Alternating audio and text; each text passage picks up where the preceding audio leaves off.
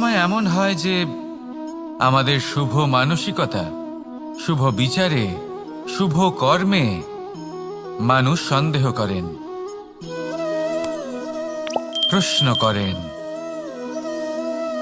প্রমাণ চান, শুদ্ধতার পরীক্ষা দিতে বলেন, আর তখন নিশ্চিত রূপে কষ্ট হয়। আমরা ভাবি এটাই হলো জীবন।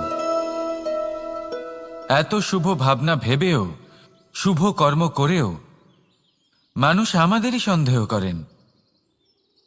দুঃখ অবশ্যই হয়, কিন্তু দুঃখী হবার কোনো প্রয়োজন নেই। কেন নেই? কারণ যদি কেউ আপনাকে সন্দেহ করে, করতে দিন।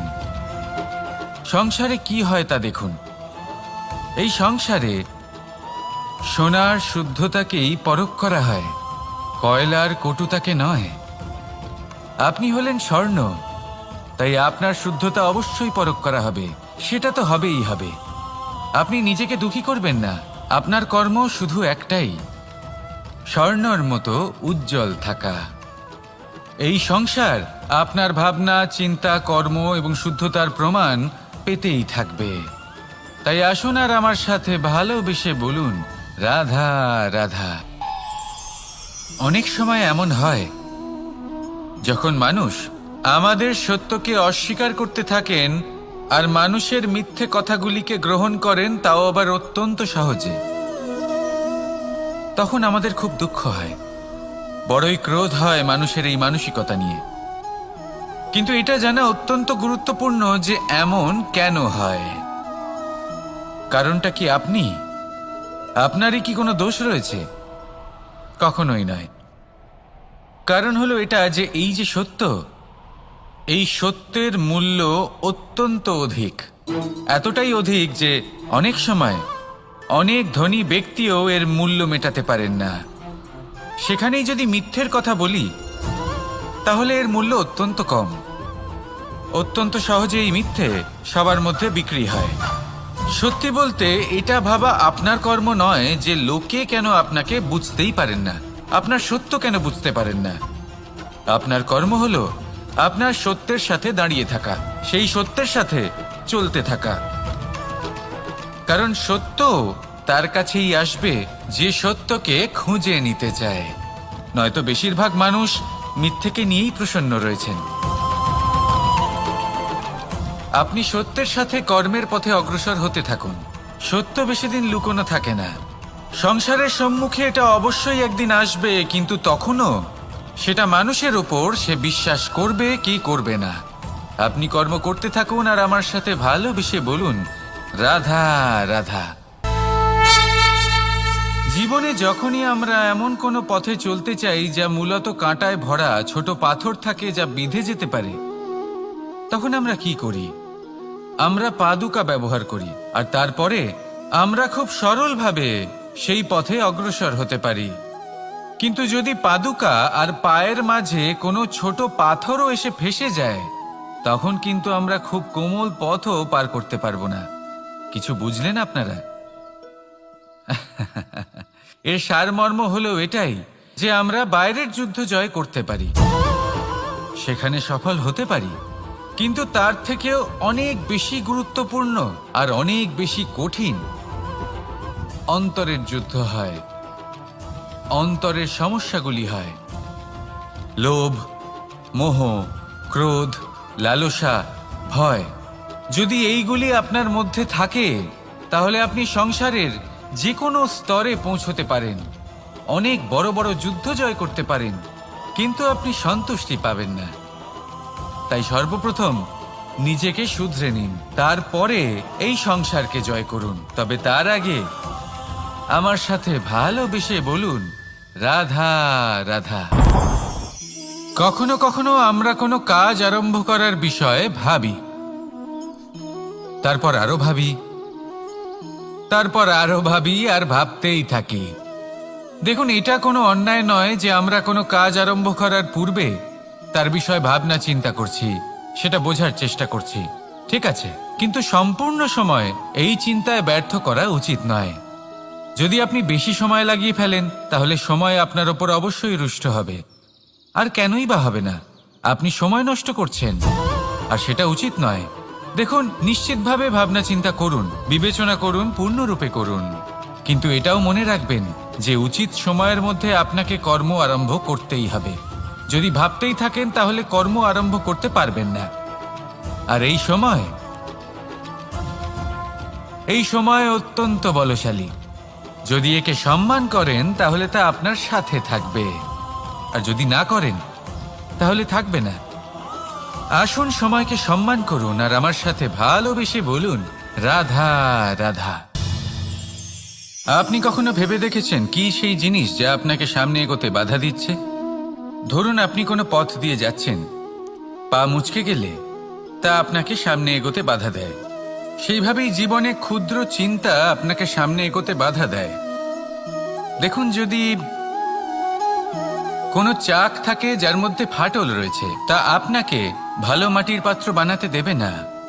ঠিক সেইভাবেই কাউকে ঈর্ষা করলে তা আপনাকে মহান হতে দেবে না। আমি উচ্চস্তরীয় আরও নিচুতে রয়েছে, এই ভাবনা কখনোই আপনাকে উচ্চস্তরে পৌঁছতে দেবে না। মন থেকে সকল বিকার, ঈর্ষা, মোহ, লোভ, লালসা এই সব ত্যাগ করুন। চিন্তা ভাবনাকে বড় করে তুলুন, ধন্যাত্মক বোধ জাগিয়ে তুলুন, আর সম্পূর্ণ সমর্পিত হয়ে কর্ম করুন। মহানুভবতা আর সাফল্য এই দুই আপনার পদানত হয়ে থাকবে। তাহলে আসুন আর আমার সাথে ভালোবেসে বলুন, রাধা রাধা। খুব বড় একটা প্রশ্ন করতে চলেছি, এই সংসারের সব থেকে বেশি সুখী কে? এবার কেউ বলবে সেই ব্যক্তি যিনি সব থেকে বেশি ধনী, যার কাছে সব থেকে বেশি ধন আছে, আভূষণ আছে, স্বর্ণ আছে। কেউ বলবেন কোনো রাজ্যের রাজা, কারণ তিনি শাসন করতে পারেন, তার আদেশ ছাড়া কোনো কাজ সম্ভব নয়, ইত্যাদি ইত্যাদি।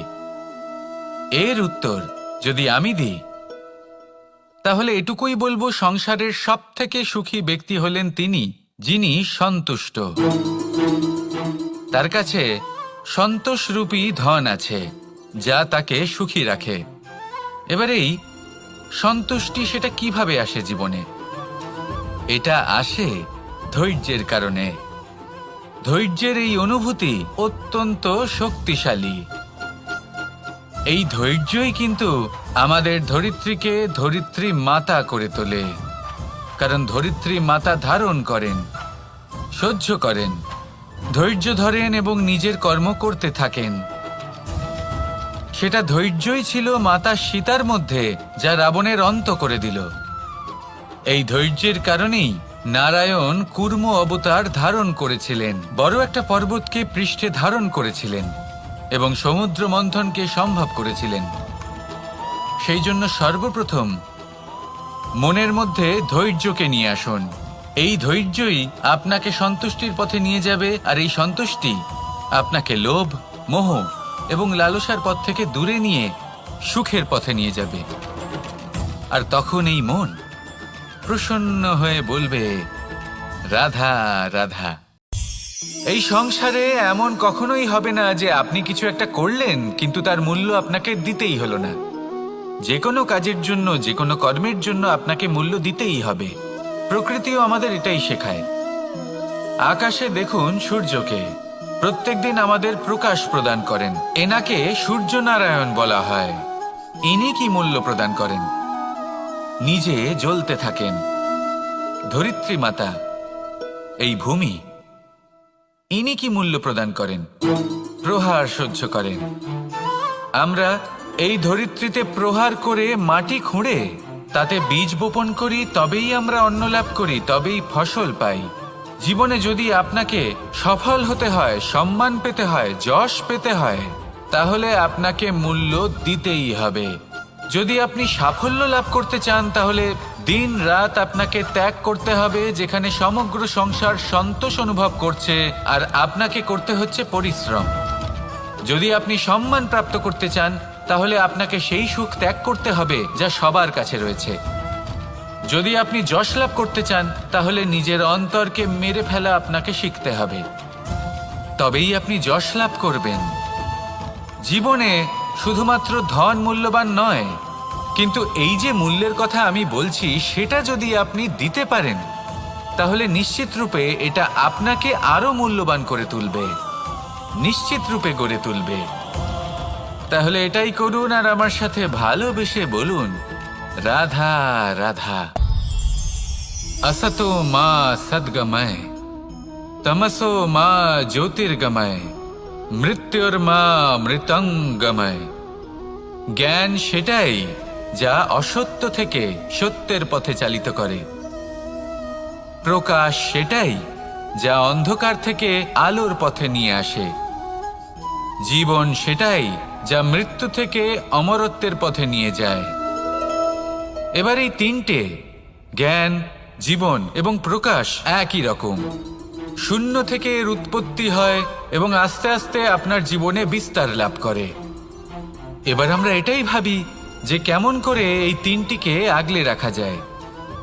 এর উত্তর হলো, এদের আগলে রাখার প্রয়োজনই নেই, ভাগ করে দিতে হবে। কোনো বৃক্ষকেই দেখে নিন, একটি বৃক্ষ অনেক বছর ধরে বেঁচে থাকে। কেন? কারণ সে ভাগ করে দিতে জানে। সে নিজের বীজ ছড়িয়ে দেয়, এই ধরিত্রীতে দেয়, সেই বীজ যা অঙ্কুরিত হয়ে এক নতুন বৃক্ষকে জন্ম দেয়।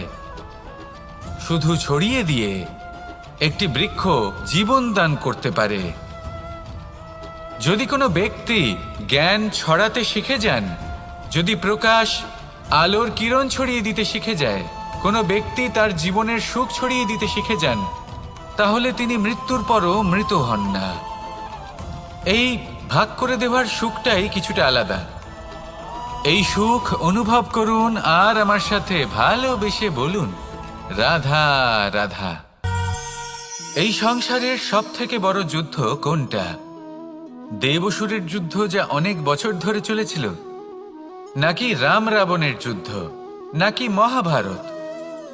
না, সংসারের সব থেকে বড় যুদ্ধ হলো সেইটা যা নিজের সাথে লড়া হয়, নিজের মনের সাথে লড়া হয়, নিজের অন্তরের সাথে লড়া হয়। এটাই সব থেকে বড় যুদ্ধ। এবার নিজেই দেখুন আপনার সব থেকে বড় শত্রুকে। আপনার স্বার্থ, আপনার কামনাগুলি, আপনার অহংকারগুলি, যা আপনাকেই নষ্ট করে দেয়। যদি এদের ওপর আপনি বিজয় লাভ করতে পারেন, তাহলে ধরে নিন এই সংসারে সবার ওপরে আপনি বিজয় লাভ করতে পারবেন। এই সংসারে কেউ আপনাকে পরাজিত করতে পারবে না। কিন্তু তার জন্য প্রয়োজন অনুভূতির। অনুভূতি ভালোবাসার, অনুভূতি অনুপ্রেরণার। যে ব্যক্তি ভালোবাসতে পারেন এবং প্রেরণা দিতে পারেন, তিনি চিরকাল জয় লাভ করতে পারেন। নিজের কাছে ভালোবাসার এক অস্ত্র রাখুন আর প্রেরণার এক ঢাল।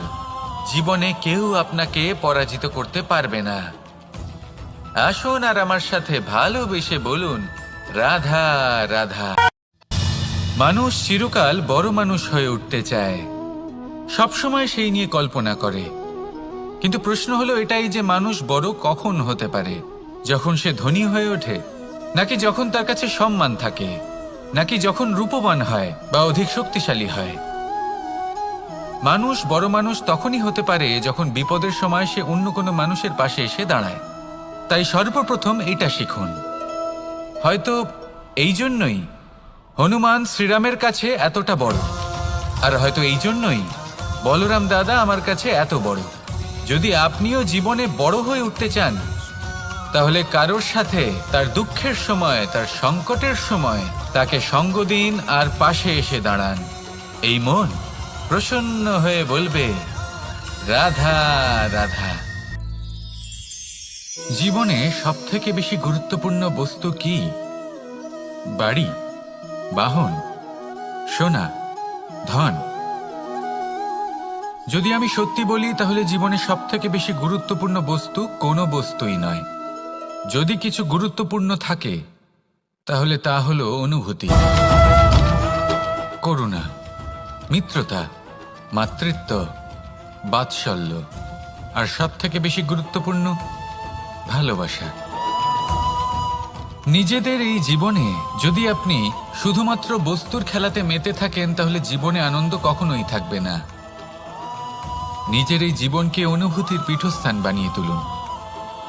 এই মন প্রসন্ন হয়ে বলবে, রাধা রাধা।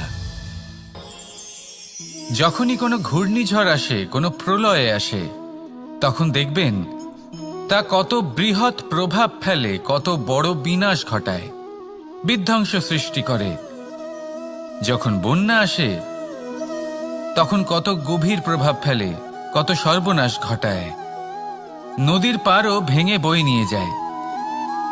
সেখানে কোনো গাছকে দেখুন, শান্তভাবে দাঁড়িয়ে থাকে, চুপ করে, আর নিজের কাজ করে, ছায়া প্রদান করে, ফল প্রদান করে, কোনো শব্দ না করেই নীরবে কর্ম করে। যদি নদীর কথা বলি, নদী যখন বয়ে চলে খেতে জল প্রদান করে, বনস্পতিদের প্রাণ প্রদান করে, আমাদের পানীয় জল দেয়। এত মহান কাজ করে কোনো শব্দ না করে, নীরবতার সাথে। এ হলো এক শিক্ষা যে এই সংসারে যারাই মহান কর্ম করেন তারাই নীরব থেকে সেই কর্ম করতে থাকেন, কারণ ওনারা জানেন যে গুরুত্বপূর্ণ প্রচার নয় বরং কর্ম। আর যারা রুদ্রের সাথে থাকেন, কোলাহল করেন, তারা শুধুমাত্র ধ্বংসই করেন। এবার আপনি মৌন থেকে শুধুমাত্র কর্ম করে মহান হতে চান, নাকি রুদ্রের সাথে থেকে বিধ্বংস ঘটাতে চান? সিদ্ধান্ত আপনারই। আসুন আর আমার সাথে ভালোবেসে বলুন, রাধা রাধা। আপনি জীবনে কি হবেন সেটা আপনার পরিশ্রম, আপনার নিরন্তর প্রয়াস আর আপনার নির্বাচিত দিশার উপর নির্ভর করে না। এটা নির্ভর করে আপনার সঙ্গতির উপরেও। এই সঙ্গতি যা হলো অত্যন্ত গুরুত্বপূর্ণ। প্রকৃতিও আমাদের এটাই শেখায় বিভিন্ন উদাহরণ দিয়ে। যদি আপনাকে একটা উদাহরণ দিই, কখনো বাতাসের প্রবাহ লক্ষ্য করবেন। এই বাতাসের প্রবাহ যখন কোনো পুষ্পকে স্পর্শ করে, সেও সুগন্ধে পরিপূর্ণ হয়ে যায়। এই বাতাসের প্রবাহ যখন কোনো নালীর উপর দিয়ে প্রবাহিত হয়, তখন সেও সুগন্ধহীন হয়ে যায়। এ সঙ্গতির প্রভাব যা মানুষকে কোথা থেকে কোথায় নিয়ে যেতে পারে আপনি জানতেও পারবেন না। এ হলো সঙ্গতির প্রভাব, যেখানে চানার সাথে গুড়ও মিশে যেতে পারে। এ হলো সঙ্গতিরই প্রভাব, যেখানে একটা সাধারণ পাথর স্বর্ণের সাথে মিশে গিয়ে একটা রত্নে পরিণত হতে পারে। তাই এই সঙ্গতির বিষয়ে বিশেষ খেয়াল রাখবেন। আপনি কার সাথে মিশছেন, কি বলছেন, কি শিখছেন, আপনার অস্তিত্বের উপর তাদের কি প্রভাব পড়ছে সব লক্ষ্য করবেন। আর আমার সাথে ভালোবেসে বলবেন, রাধা রাধা। যখন আমরা জীবনে কোনো লক্ষ্যের দিকে অগ্রসর হই, তখন অনেক সংখ্যক লোক আমাদের পরামর্শ দেন যে আপনি এটা করুন, আপনার সেটা করা উচিত, আপনার ওই আদর্শ ব্যক্তিরই মতো ওই পথেই চলা উচিত। আমাদের ভালো লাগে, আমরা তা অনুসরণ করতে থাকি, কারণ সেই পথে 1 বা 10 জন মানুষ চলে নিজের লক্ষ্য প্রাপ্ত করে ফেলেছেন। এবার সেই লোকেরা সেই পথে চলে নিজের লক্ষ্য প্রাপ্ত করেছেন, তার মানে কি এটাই যে আমাদেরও লক্ষ্য প্রাপ্তি হয়ে যাবে? কোনো মানে নেই। আমি আপনার কাছে একটা সহজ প্রশ্ন রাখছি, সেই আদর্শ ব্যক্তি কি আপনি? আপনি নন। সেই ব্যক্তি হলেন অন্য কেউ, যার নিজস্ব ভাবনা রয়েছে, নিজের বিচারধারা আছে, নিজের কর্ম আছে, নিজের অভিজ্ঞতা আছে, নিজের গুণ, নিজের অপগুণ আছে, তাদের নিজেদের একটা যাত্রা আছে, নিজের লক্ষ্য আছে। তিনি আপনি নন। যদি কথা বলি আপনার বিষয়ে, আপনার বিষয়ে সব থেকে বেশি কে জানে? আপনার যাত্রা, আপনার লক্ষ্যের বিষয়, আপনার ভাবনা চিন্তা, আপনার বিচারধারা, আপনার কর্মের বিষয়, আপনার কামনার বিষয়, আপনার অভিজ্ঞতার বিষয়, এই সব বিষয়ে সব থেকে বেশি যদি কেউ জানে, তিনি হলেন স্বয়ং আপনি। তাই নিজের জীবনে কোনো পথ নির্বাচন করবেন আর কিভাবে সামনে এগোবেন, এই নির্বাচনও শ্রেষ্ঠ হবে যদি সেটা আপনি নিজেই করেন। আপনি আপনার জীবনকে নিরীক্ষণ করুন, বুঝুন, আর নিজের লক্ষ্য গিয়ে প্রাপ্ত করে ফেলুন। সমাজের সামনে এমন একটা উদাহরণ আপনি প্রস্তুত করুন যাতে ভিড় আপনার পথে চলতে তৎপর হয়ে ওঠে। আসুন আর আমার সাথে ভালোবেসে বলুন, রাধা রাধা। সংকট, সমস্যা, বিপদ এগুলো তো সকলের জীবনেই আসে। অনেক সময় এমন হয় যে মানুষের জীবনে যখন এমন কোনো বিপদ আসে তখন সে ভয়ভীত হয়ে পড়ে, চিন্তিত হয়ে পড়ে, নিরাশ হয়ে যায়। কিন্তু আমি আপনাকে একটা সত্যি কথা বলি যে আমাদের ব্যক্তিত্বের বিকাশের জন্য, আমাদের নিজেদের লক্ষ্যে পৌঁছে দেবার জন্য এই সংকট, এই সমস্যা এগুলো অত্যন্ত গুরুত্বপূর্ণ। আর এর উদাহরণ আমি নয়, বরং প্রকৃতি স্বয়ং দেবে। আপনি নিজেই ধরিত্রী মাতাকে দেখে নিন। ধরিত্রী মাতা সূর্যের তাপ সহ্য করেন কেন? যাতে পৃথিবীতে যে জল রয়েছে তা বাষ্পে পরিণত হয়ে ওপরে উঠে মেঘ হয়, আর পৃথিবীতে বর্ষা হয়ে ফিরতে পারে, নতুন জীবন দান করে। আর অন্যদিকে পাতা ঝরার মরশুমে কোনো বৃক্ষকে দেখুন, পাতা ঝরার মরশুমে সমস্ত পাতা ঝরে যায়, তারপরে সেই গাছে নবনির্মাণ হয়, নতুন পাতা জন্মায়, সেই গাছ আবার ভরে ওঠে, সবুজে সবুজ হয়ে ওঠে। সেইভাবেই আপনার জীবনেও সংকট এবং সমস্যা এগুলো তো আসতেই থাকবে, কিন্তু আপনার এগুলিকে ভয় পেলে চলবে না, পিছু হটলে চলবে না, নিরাশ হলে চলবে না, বরং দৃঢ়তার সাথে, সাহসের সাথে তার সম্মুখীন হতে হবে। যদি আপনি এটা করতে শিখে যান তাহলে আপনি দেখবেন যে এই সমস্যা, এই সংকট, এই বিপদ আপনাকে শক্তি প্রদান করবে। আসুন আমার সাথে ভালোবেসে বলুন, রাধা রাধা। প্রকাশ কার মধ্যে থাকে? সূর্য। শীতলতা কার মধ্যে থাকে? চন্দ্রমার মধ্যে। এবার যদি সূর্যের মধ্যে প্রকাশ না থাকে কি হবে? অন্ধকার। যদি চন্দ্রমার মধ্যে শীতলতা না থাকে তাহলে কি হবে? মহা অন্ধকার। সবকিছু অন্তরে আছে, শুভভাব আর সত্যতা প্রত্যেকটা মানুষের অন্তরের মধ্যে থাকবেই থাকবে। যদি এটা না থাকে তাহলে জেনে রাখুন কিছুই নেই। যেমন একটা প্রদীপ যা জ্বলছে, যা প্রকাশ দিচ্ছে, অন্ধকারে আমাদের পথ প্রদর্শন করছে। কেন জ্বলে? কারণ ওর মধ্যে একটা সলতে আছে যা জ্বলছে। সলতে কেন জ্বলে? কারণ তার ভিতর ঘি আছে যা ওই সলতেকে জ্বলতে সাহায্য করে। সবকিছুই আমাদের মনের ভিতরেই রয়েছে, ভালো ভাব এবং সততাও। এই নিয়েই কর্ম করতে থাকুন আর জীবনের সামনে এগোতে থাকুন। সমস্ত জীবন আলোকিত হয়ে উঠবে। আসুন আর আমার সাথে ভালোবেসে বলুন, রাধা রাধা। লক্ষ্যে পৌঁছানো অত্যন্ত কঠিন হয়। কেউ ভাবেন যে কেন এত কঠিন হয়, কেন এত কষ্ট করতে হয় লক্ষ্যে পৌঁছানোর জন্য। এই লক্ষ্য সরলভাবে কেন আমার কাছে চলে আসে না?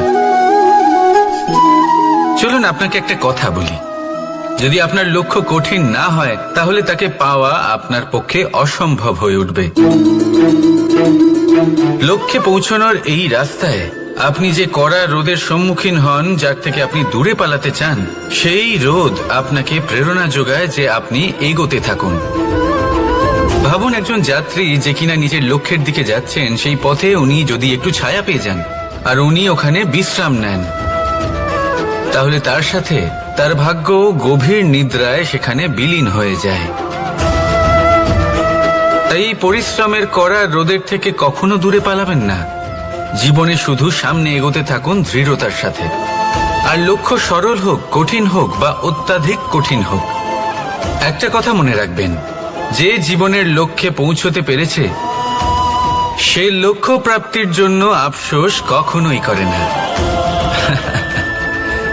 রাধা রাধা। এই সংসারে সাফল্য লাভ করার জন্য জ্ঞানের প্রয়োজন হয়, পরিশ্রমের প্রয়োজন হয়, দৃঢ় নিষ্ঠার প্রয়োজন হয়, নিরন্তর চেষ্টা করা প্রয়োজনীয়। কিন্তু আরো কিছু আছে যা অত্যন্ত প্রয়োজনীয় এবং গুরুত্বপূর্ণ। তা হলো ভালো বন্ধু। তাদের থাকা অত্যন্ত প্রয়োজনীয়। যদি ভালো বন্ধু থাকে তাহলে সময় এলে তারা ঢাল হয়ে আপনাকে সুরক্ষা করবেন। সময় এলে অস্ত্রের মতো শত্রুকে সংহারও করবেন। যদি তিনি জ্ঞানী হন, তাদের মধ্যে সদ্গুণ থাকে, তাহলে এই সব গুণ আপনার মধ্যেও প্রবেশ করবে। তাহলে সাফল্যের জন্য ভালো বন্ধু পাওয়া অত্যন্ত প্রয়োজনীয়। কিন্তু শুধু বন্ধু কেন, ভালো শত্রুও থাকা প্রয়োজনীয়। এবার আপনি ভাববেন, এ আমি কি বললাম? যদি আপনার জীবনেও ভালো অর্থাৎ শক্তিশালী শত্রু থাকে, তাহলে আপনিও শক্তিশালী হতে থাকবেন। এই শত্রু আপনাকে প্রেরিত করবে আরো বেশি শক্তিশালী হয়ে ওঠার। কখনো কোনো হরিণকে দেখুন, তীব্র গতিতে দৌড়তে থাকে। কেন তীব্র গতিতে দৌড়য়? এই কারণে নয় যে কোথাও তার জন্য মধুর ঘাস অপেক্ষা করে রয়েছে, না। সে এই কারণে তীব্র গতিতে দৌড়য় কারণ সেটা না করলে তার পেছনে একটি সিংহ আছে যে ওকে নিজের ভোজন করে ফেলবে। তাই জীবনে বিপদ, সংকট, এই সবকিছুও হলো অত্যন্ত গুরুত্বপূর্ণ। তার সম্মুখীন হতে শিখুন আর আমার সাথে ভালোবেসে বলুন, রাধা রাধা। ধৈর্য। এই ধৈর্য কি কোনো গুণ, কোনো অনুভূতি, কোনো দৃষ্টিভঙ্গি? আমার জন্য ধৈর্য এক বাহন। আপনি হয়তো ভাবছেন, এ কেমন বাহন? বাহন তো ঘোড়া হতে পারে, হাতি হতে পারে, উটও হতে পারে, কিন্তু ধৈর্যকে বাহন বানানো মানে? চলুন আপনাকে একটা কথা বোঝাই। পৃথিবীতে এমন কোনো বাহন নেই যে তার আরোহীকে আছড়ে ফেলেনি। সেটা উট হোক বা হাতি হোক বা ঘোড়া হোক, চলতে চলতে কখনো নড়বড় করেই বসে। তারপর সেই আরোহী পড়ে কারোর পায়, তারপর পড়ে তার নিজের নজরে। কিন্তু ধৈর্যরূপী বাহন কখনো কাউকে ফেলে না, কখনো না। না সেই আরোহী কারোর পায়ে পড়ে, আর না তো নিজের নজরে।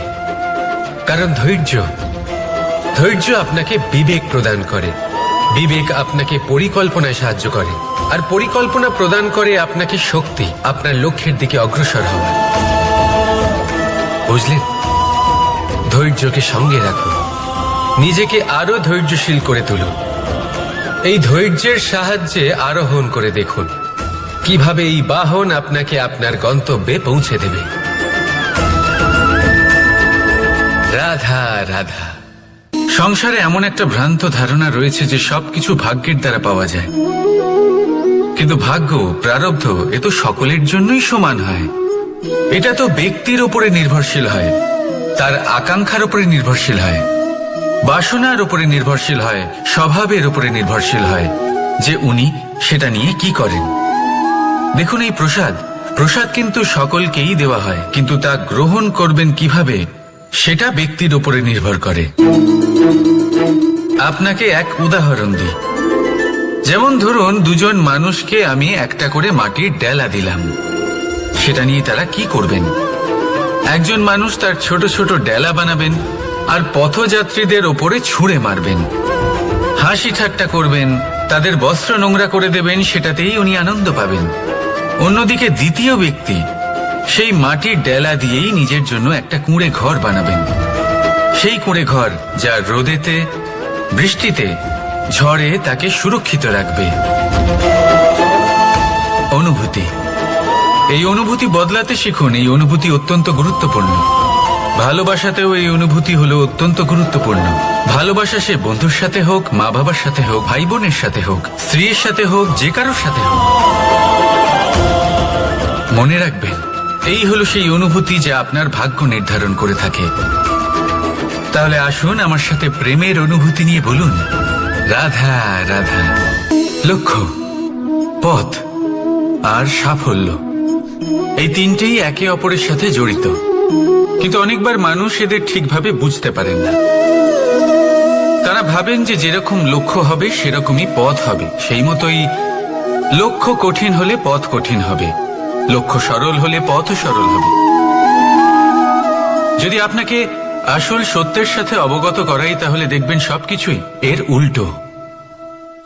লক্ষ্য নিজের পথ বানায় না, পথ সেটাই যেটা আপনি স্বয়ং নির্বাচন করে আপনি নিজে বানান। সেই অনুসারেই আপনি আপনার লক্ষ্যে পৌঁছতে পারবেন। সেই জন্য জীবনে যখনই লক্ষ্যে পৌঁছানোর পথের বিষয়ে আপনি কোনো সিদ্ধান্ত নেবেন তাহলে তা ভেবে চিন্তে নেবেন, কারণ এই পথ অত্যন্ত গুরুত্বপূর্ণ। পথ যদি শুভ হয় তাহলে লক্ষ্য আপনা থেকেই শুভ হয়ে যায়। তাহলে আসুন আমার সাথে ভালোবেসে বলুন, রাধা রাধা। ভাগ্য আর কর্ম এই দুই এমন শব্দ যাকে ঘিরে সমগ্র সংসার। কেউ বলে আমার ভাগ্যে এটা ছিল না, যা পেলে আমার জীবন অন্যরকম হতো। কেউ বলে আমার গত জন্মের কর্ম নিশ্চয়ই এমন ছিল, যে কারণে এই জন্মে এরকম ভাগ্য পেয়েছি আমি। এসব বাদ দিন আর একবার শান্ত চিত্তে ভাবুন। আপনি বুঝতে পারবেন যে ভাগ্য আর কর্ম এই দুই এই জন্মের। তফাৎ শুধুমাত্র এটাই যে যদি ভাগ্যের কথা বলা হয় তাহলে আপনি এই ভাগ্যের থেকে যত বেশি আশা করবেন তত বেশি নিরাশ হবেন আপনি, কারণ এই আশা আপনাকে কর্ম করা থেকে আটকায়। যদি কথা বলা হয় কর্মের, তাহলে নিজের কর্মের প্রতি যত বিশ্বাস রাখবেন তত বেশি সফলতা আপনার কাছে আসবে। তাই একটা কথা মনে রাখবেন, ভাগ্য আপনার কর্ম নির্ধারণ করে না, কিন্তু আপনার কর্ম আপনার ভাগ্যকে অবশ্যই নির্ধারণ করে। রাধা রাধা। নাম কত সাধারণ একটা বিষয়। প্রত্যেক মানুষ যে জন্ম নেয় তাকে একটা নাম দেওয়া হয়, যা সে পেয়ে থাকে তার মাতা পিতার দ্বারা, না হলে তার গুরুর দ্বারা, বা কোনো আত্মীয়ের দ্বারা, বা কোনো কাছের মানুষের দ্বারা। এই নামের সাথেই সে আস্তে আস্তে বেড়ে ওঠে। কিন্তু এটাই কি সেই নাম? এই নামই কি সবকিছু? কখনোই নয়। একটা নাম সেটা যা আপনি জন্মের সময় লাভ করেন, যে নামে আপনি কর্মের পথে অগ্রসর হন। আরও একটা নাম সেটা যা আপনি আপনার কর্মের দ্বারা অর্জন করেন, আর এই নামেই আপনাকে সবাই যুগ যুগ ধরে মনে রাখে। আপনার আসল নাম সেটা নয় যা আপনাকে জন্মের সময় দেওয়া হয়েছিল। আপনার আসল নাম সেটা যেটা আপনি আপনার কর্ম দ্বারা লাভ করেছেন, কারণ সেই লাভের পেছনে প্রচুর প্রয়াস লুকিয়ে থাকে, অনেক পরিশ্রম লুকিয়ে থাকে। কিন্তু যদি আপনি চান যে মানুষ আপনার নাম মনে রাখে, তাহলে আপনাকে কর্মের পথে অগ্রসর হতেই হবে। শুভ কর্ম করতে হবে, অনর্গল চেষ্টা করে যেতে হবে, মহান কাজ করতে হবে। আর বিশ্বাস করুন, আপনি একটা মহান নামের ফল অবশ্যই লাভ করবেন। রাধা রাধা। আমি এখানে একা এই বনে বসে আছি, বাঁশি বাজাচ্ছি। কার জন্য? কে আছেন এখানে? কেউ নেই। আমার প্রজা, আমার রাজ্য, আমার পরিবার আমার থেকে অনেক দূরে আছেন। আমি এখানে একা এই বনে বসে এই আকাশের এই রঙের, গাছের এই সব ফলের, মাটির সুবাসের আনন্দ উপভোগ করছি। কেন? আমি হলাম দ্বারকাধীশ। এমন কি রাজকীয় বা ভৌতিক সুখ রয়েছে যে আমি ওখানে পেতে পারি না? সবকিছুই পেতে পারি, তাও এখানে বনে একা বসে আছি। কোন সুখ খুঁজে চলেছি? একা থাকার সুখ। আমরা প্রত্যেকদিন অনেক মানুষের সাথে, চিন্তাধারার সাথে, কর্মের সাথে, পরিস্থিতির সাথে, সুখ দুঃখের দ্বারা বেষ্টিত থাকি। জীবনের এই চক্রে আমরা জড়িয়ে পড়তে থাকি। যতই আমরা এই সমস্যার সমাধান করি, আমরা ততই এতে জড়িয়ে পড়ি। আমরা এতটাই জড়িয়ে পড়ি যে যখন আমরা আয়নায় নিজেদের দেখি, তখন আমরা নিজেদের চিনতেই পারি না। এমন মনে হয় যেন আমরা নিজেদের হারিয়ে ফেলেছি। সেই জন্য প্রত্যেক দিন আপনি কিছু সময় নিজের সাথে কাটান একান্তে। এটা অত্যন্ত আবশ্যক, নিজের অস্তিত্বের গভীরে গিয়ে দেখতে শিখুন, নিজেকে বুঝুন। অদ্ভুত শান্তির অনুভূতি হবে। যেমন এই বায়ু, এই বৃক্ষ, এই পুষ্প, এই নিসর্গ, এদের মতো আপনিও কখনো একলা হতে শিখুন। কখনো নিসর্গের একটা অংশ হয়ে দেখুন। এই মন প্রসন্ন হয়ে বলবে, রাধা। একবার একটা শেয়াল বনে বিচরণ করছিল। ও একটা ছোট্ট শাবক দেখতে পেল। ও ভাবলো, আজ একেই আমি খাবার হিসেবে গ্রহণ করব। আশেপাশে দেখলো কেউ দেখছে না তো, কেউ ছিল না। আর সেই শাবকের ওপর আক্রমণ করলো, যা হলো একটা ঘোর অপরাধ। বনের নিয়ম অনুসারে আপনি কখনোই শাবকের ওপর আক্রমণ করতে পারেন না। তারপর এই খবরটা যখন রাজা সিংহ জানতে পারলেন, সভার আয়োজন করলেন। কিন্তু সেখানে শেয়াল বলল, আমি তো এরকম কিছু করিনি। কিন্তু যদি আপনি এরকম বলেন, কোনো প্রমাণ দিন, এর কোনো সাক্ষী আছে? তখন রাজা সিংহ পেঁচাকে ডেকে পাঠালেন, যে সেই মুহূর্তে বৃক্ষের শাখার ওপর বসেছিল। সে সব কিছু দেখেছিল। পেঁচা সব সত্যি কথা বলল, আর শেয়ালকে মৃত্যুদণ্ড দেয়া হলো। এবার এই কাহিনী আমি আপনাকে কেন শোনালাম? কারণ মানুষও কখনো কখনো এরকম কর্ম করেন যা শিয়াল করেছে। এটা ভাবেন কেউ দেখছে না, যখন আমি অনুচিত কর্ম করতেই পারি। কিন্তু না, আপনি যাই করুন না কেন, কেউ না কেউ অবশ্যই তা দেখছে। কোনো ব্যক্তি না হলেও কোনো প্রাণী, না হলে কোনো যক্ষ বা দেব বা প্রেত। যদি এনারা কেউ না দেখেন, তাহলে ধরিত্রী মাতা দেখেন, যেখানে দাঁড়িয়ে আপনি সেই কর্ম করছেন, তাই না? তাই একটা কথা সবসময় মনে রাখবেন, কে দেখছেন কে দেখছেন না সেই বিষয়ে ভাবা ছেড়ে দিন। এটা খুব সহজ কথা। আপনি যদি উচিত কর্ম করেন, উচিত ফল পাবেন। যদি অনুচিত কর্ম করেন, তাহলে আপনি অনুচিত ফল অবশ্যই পাবেন। সেই জন্য উচিত পথে চলতে থাকুন, উচিত কর্ম করতে থাকুন, আর আমার সাথে ভালোবেসে বলুন, রাধা রাধা। বাহ, পুষ্পের সুবাস আমার খুব ভালো লাগে। অত্যন্ত সুন্দর হয় এই পুষ্প। এইভাবে চারিদিকে পুষ্প দেখে মন আনন্দিত হয়ে ওঠে। এবার আপনারা ভেবে দেখুন, আমার চারিদিকে পুষ্প নয়, আগুন আছে। তাহলে কি হবে? আমার শরীর কি জ্বলে যাবে না? অবশ্যই জ্বলবে। শরীরকে কি আগুনের তাপ সহ্য করতে হবে না? অবশ্যই সহ্য করতে হবে। এটাই হলো প্রকৃতির নিয়ম। এই নিয়ম কিন্তু আমরা সবাই জানি, কিন্তু আমাদের মধ্যে বেশিরভাগ মানুষ এই বিভ্রান্তি নিয়ে বাঁচি যে এই যে প্রকৃতির নিয়ম, তা আমার ওপর প্রযোজ্য নয়। তা কিন্তু নয়। আমাদের চতুর্দিকে এই যে নিসর্গ রয়েছে, আমরা তার কতটা ক্ষতি করি সেটা একবার ভেবে দেখুন।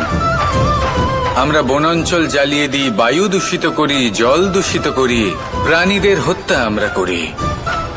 কেন? এই নিসর্গ আমরা নষ্ট করি, যদিও আমরা জানি যে আমরাও হলাম এই নিসর্গেরই অংশ।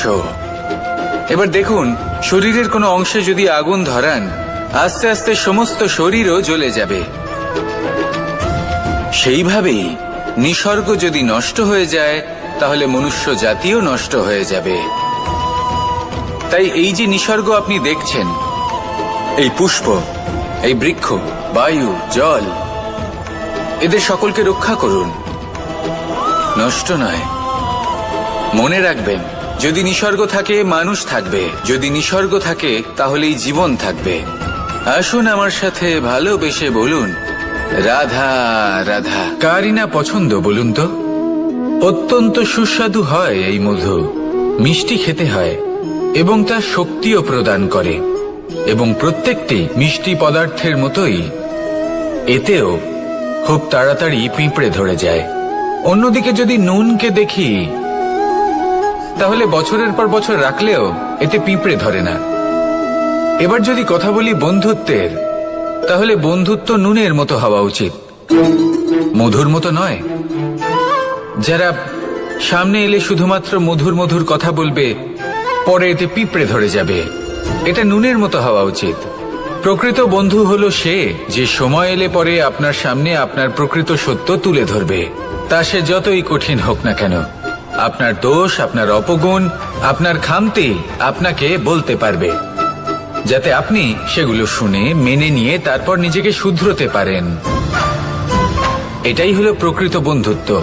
কখনো নিজের জীবনের আশেপাশে মন দিয়ে দেখবেন, অনেক সময় এমন মানুষ থাকেন, অনেক বন্ধু থাকেন যাদের দেখে আমাদের মনে হয় যে এনারা খুব কঠোর, এনাদের কথা খুব কটু। কিন্তু বেশিরভাগ এমন মানুষের মনটা যদি বুঝতে পারেন তাহলে দেখবেন তাতে কোনো মালিন্য নেই, এনাদের মন অত্যন্ত পবিত্র হয়। যদি আপনার জীবনেও এমন কোনো ব্যক্তি থেকে থাকে, এমন বন্ধু থাকে, তাহলে তাদের আগলে রাখুন আর আমার সাথে ভালোবেসে বলুন রাধা রাধা।